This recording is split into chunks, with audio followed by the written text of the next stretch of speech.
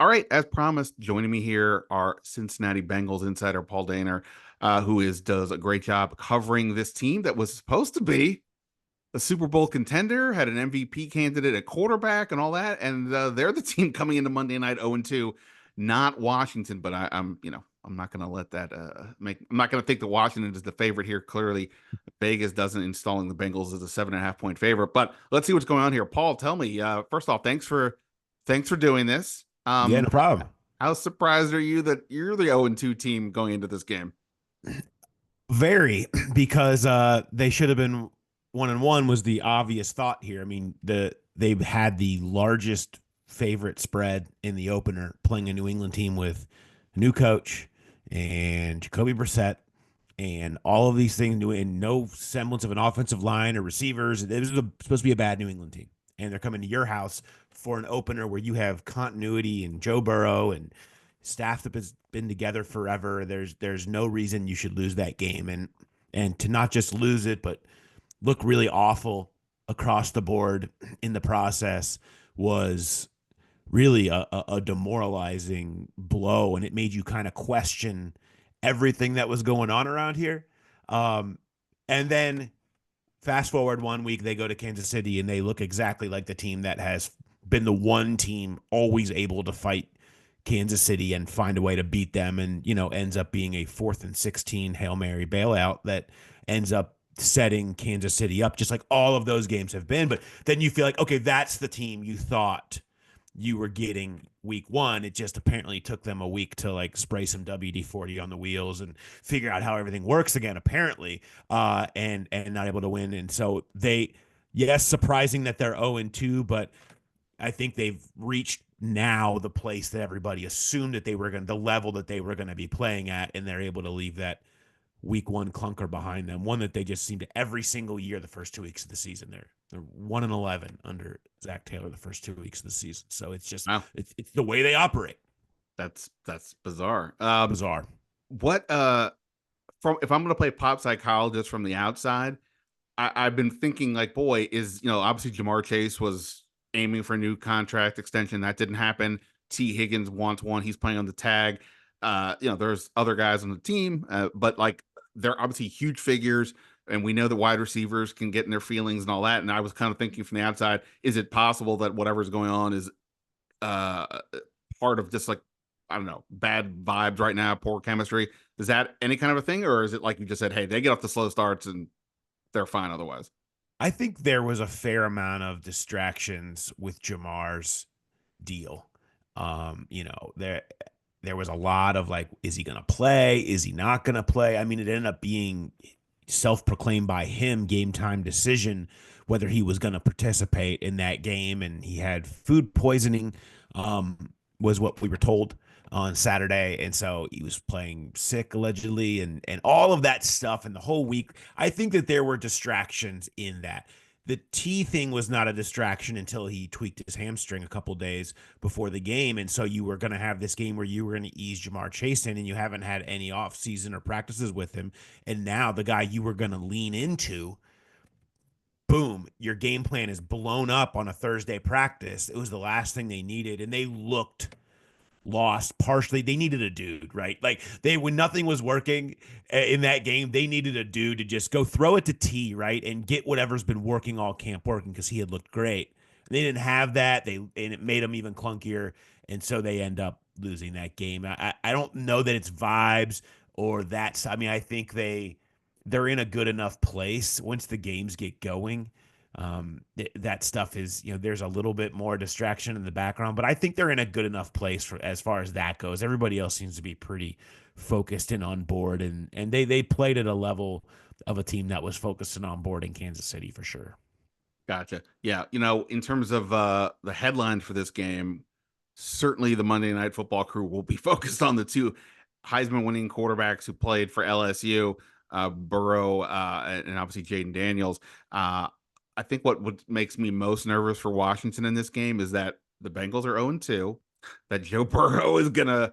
I don't know if he cares about he even views Jaden Daniels as a rivalry, because I know they're friends and all that, but like, hey, you don't want the new LSU Heisman guy to to one up you. And Washington secondary in the corners pretty bleak. So it feels like to me this is a potential get right game for Burrow and the receivers. Are you feeling that? I know it's early in the week, and we won't, both of us won't see the players for a little bit, for another day or two. But like, any feel that like, hey, this is maybe the time for this offense to really kind of take it up a notch?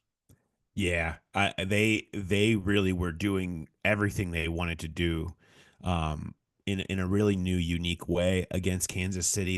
They moved. They've been leading the league. They've been like them and the Rams in 11 personnel for years. Have been at the top percentage usage, and now and it made sense, right? You had T Higgins and Jamar Chase and Tyler Boyd. Well, without Boyd, and they've added a versatile crew of supporting weapons around Jamar and didn't have Higgins.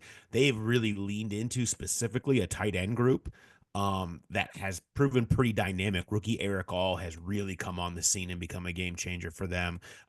They've really liked what they've gotten from him. Mike Gesicki, they brought in. Burrow's never had a tight end who's a really elite receiving tight end like this. I mean, they've almost never thrown the ball down that deep middle seam to tight ends in his entire career because he hasn't had anybody he could really utilize that way. And what did they do on a critical 4th and 4 on the first drive against Kansas City? But they looked for Gesicki in the intermediate middle, and he takes one catch and run for 37 yards down into the goal line. And so, they're really excited. They had more yards in the first half to tight ends in the Kansas City game than Burrow has ever had in any game in his NFL career. And so they're loving 12 personnel. They can run out of it. They're throwing more out of it than they ever have.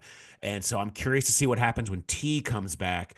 But their passing game is really, you can really see the next level and how they're starting to feel it because they scored on 6 of 9 possessions and we're moving the ball pretty consistently. They need to get better in the red zone. But yeah, with a matchup like this and T. Higgins and Jamar Chase, and then what they've been able to see out of the tight ends, it feels like certainly one where they could put up some pretty big numbers. Um, the only way I can see Washington, I mean, look, it's football, the ball bounces, weird things Yeah. happen, but the only way logically I can see Washington competing here is if their pass rush shows up. They've got 2 sacks in 2 games. They really haven't gotten a ton, statistically at least, out of their 2 defensive tackles, John Allen and Deron Payne. And they haven't stopped the run much either. Devin Singletary had 95 yards this last week. What's the state of the Bengals offensive line? Is this a chance for Washington's pass rush to get right, or how have they been looking so far? Typically it would be. And over recent years, it's been like that's the way you get to the Bengals and Burrow is blow up the line. The line has been pretty solid. No one's gonna call them, the greatest in the league or anything like that. But they've really built some serviceability there, of guys that are veterans that you know what you're getting. They're stable.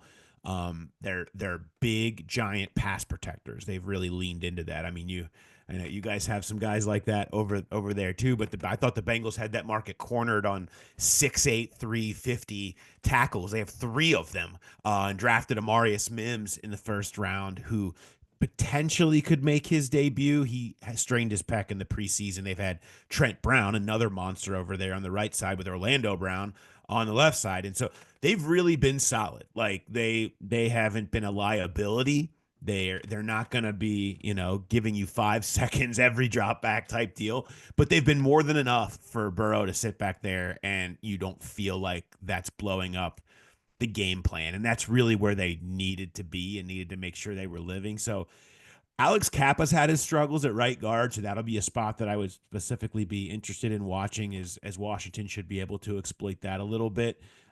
Chris Jones did what Chris Jones did and kind of blew up Cordell Volson at the other guard, but Cordell's been fairly solid. But so I feel like they're okay. It's not a big liability, but yeah, a couple of those inside matchups certainly should be something that Washington should be looking for.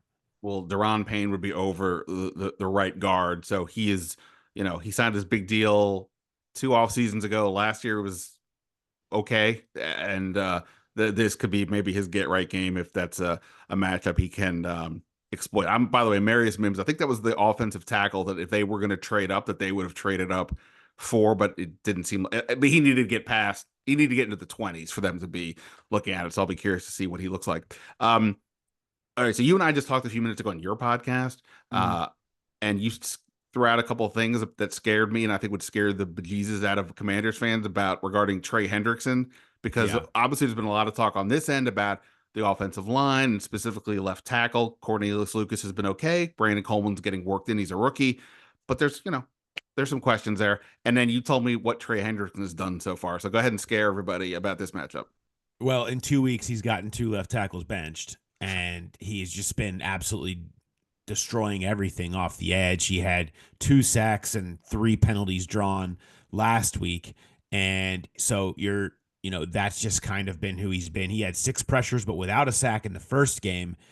His win rate was 40% in that game. I mean, he was just always in the backfield, but they weren't getting enough push up the middle in the first game for him to capitalize. And they got a little bit more of that against Kansas City. And sure enough, it made the difference. And there were all the sacks and holding penalties that really blew up a lot of Kansas City's offensive game plan. He's been doing that. I mean, last year he had 17 and a half sacks. He's probably the least nationally discussed elite pass rusher. I feel like you don't hear his name in a lot of those conversations. It always goes to, even in the North, it goes to Garrett and Watt, and obviously it does. But when you stack your advanced metrics, whether it's win rate, whether it's PRP, whatever, you pick your stat, or just go to base sacks, man, he's right there. He's just maybe a half a tick below them in a lot of those, and so he's just as dangerous off the edge. They don't have a lot else. Like, they're really beat up on the defensive line. That Sheldon Rankins and BJ Hill both went out with hamstring injuries last week. Their two starting defensive tackles. They already were missing both their backup rookies with injuries. McKinley Jackson on IR. Chris Jenkins had thumb surgery and has missed the first 2 weeks. So that's their top 4 defensive tackles. Gone, gone, gone, gone, right? And so they are really beat up there. And so Hendrickson has had to carry the load and has done it. But that's an area where they have major concerns. They had to pull 34-year-old Lawrence Guy off the couch Right. yesterday just so they can have somebody to go in there and take some snaps for them. So they're in some kind of a way at the defensive tackle position, but they're trying to make up for it by keeping teams that when they're passing living in Trey Hendrickson's nightmares. Well, the defensive tackle thing may very well work out for Washington since Brian Robinson and Austin Eckler have been the strength of this team. And I'm curious in terms of the passing defense, you think typically receivers, and obviously Washington has Terry McLaurin, though he's off to a quiet start.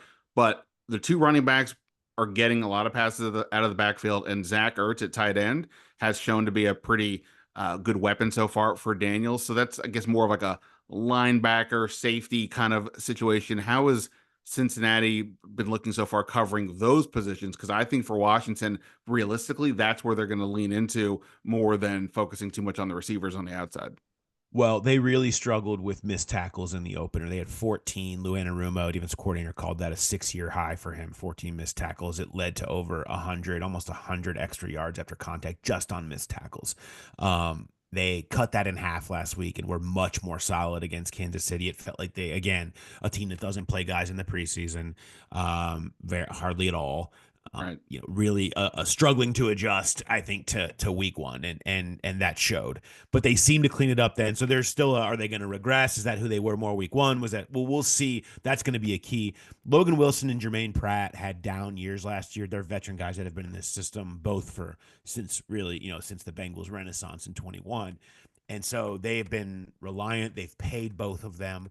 And so them having a down year, but it was sort of excused away because there was a lot of confusion on the back end last year. They let Jesse Bates and Von Bell both go. And those guys were really the cerebral cortex of the entire defense, the communicators. And they absolutely were disastrous trying to replace them. Dax Hill had all kinds of problems. Nick Scott they brought in. They had a rookie in Jordan Battle, and it really was the foundation that crumbled their defense and caused they have tons of explosive plays they allowed, just unbelievable amounts. Them in Washington were really at the bottom of the standings all year, kind of jockeying for that position. And No so, doubt. but that was a big part of it, and that affected the linebacker play. And they have looked refreshed by Von Bell being back, Geno Stone coming over from Baltimore, to really smart, great communicators. It seems to have stabilized their back seven. And really, Logan Wilson and Jermaine Pratt have shined. Pratt, I think, had 17 tackles against Kansas City, and Logan Wilson had a the highest PFF grade amongst linebackers in week one. And so they've had those big moments where they've looked good chasing those sideline to sideline plays and bringing guys down. But that was a concern entering the year. So they hope that that has corrected itself. And I guess we'll find out if it has. All right, so let's talk about just what you think is going to happen here. Nobody would want say 100% the team they cover is going to win because weird things happen. That said, is there a world that you see like that the Bengals not winning this game, being 0-2? I mean, Washington has been okay, but there's clear still issues, and they've got several holes. I already mentioned the secondary. Can you comprehend a world where the Bengals walk off the field at 0-3 on Monday night, or are there concerns enough that you're like, hey, I'm not going to assume anything right now? Yes, because the last time I saw them on this field, I couldn't comprehend them losing, and they did to New England, where just everything went wrong and things fell apart. And there's going to be this is going to be a pressure cooker for them. They know what 0-3 would mean. There's no secret there, and they may have felt great about the way that they played against Kansas City in a game that they felt like they really were the better team the vast majority of the game, but they're still 0-2, and they know what 0-3 means, and that only made this game a little bit more of a focus for them. I think that they'll come out and they should play well, and this really sets up for them to have a huge game. It does. The matchup seems nice for them in the spot. They've been great in these week threes because they've had a lot of pressure on them in recent years, and Yeah, they've won all of them handily. They've been a good get back team in week three as they follow the same method. So it's hard to see it logically happening, except my own eyes showed it to me just 2 weeks ago that they can go out there and lay an egg and lose to anybody. So I'm not going to say there's no way at all, because I saw the way. I saw how New England came and surprised them, and that would be there'd be a lot of tears in the gutter outside of Paycor Stadium by fans if they moved 0-3 with losses to Washington and New England on their slate already. I hear you. That would be wild and uh a huge deal for the AFC because obviously it's so early. Obviously, they're still considered to be a contender, and they almost beat the team that everybody's chasing just now. But go at 0-3, and especially in that division, we will see. Although the Ravens are 0-2, so who knows what's going on? Yeah. Um, Paul, I really appreciate it. Look forward to seeing you. I've not been to Cincinnati, the city, let alone the stadium. Is there anything I got to see? WKRP, is that still running over It's there? not there. No, Oh, there's no. I mean, I think there's a lot of great things to see. The riverfront down by the stadiums is great. You have a Smell Park is a big park right along the river, and you can go walk all along down there, and it's a really cool spot. And if you want to try the Go Skyline, go for it. I don't. It's not for everybody. I think you have to be kind of local to appreciate Skyline. It's not normal, okay, and it tends to get some nasty reviews from people that aren't used to it. I think there must be I think there's some nicotine or something inside of it, because if you grew up on it, you're absolutely addicted to it. So that's my theory on that. nice. So feel free to try it, and you can give your review. Nobody here will be offended if you don't like it. Many have come before you. They do serve it at halftime in the press box, Oh, so okay. you can get your taste of Skyline at that point. Uh, But uh, yeah, there's plenty of great spots to check out. that Skyline Chili was definitely on my list of like, I'm gonna have to try this. Just like if you go to some city that claims that they got really good pizza, I'm like, okay, I got to try this. So it's good to know if I don't make it out during the day, halftime is an Be option. prepared. Yeah, you might not Paul, like it. awesome. Thanks so much. I look forward to seeing you on Monday, and yeah, we'll see what happens. Thanks, Ben.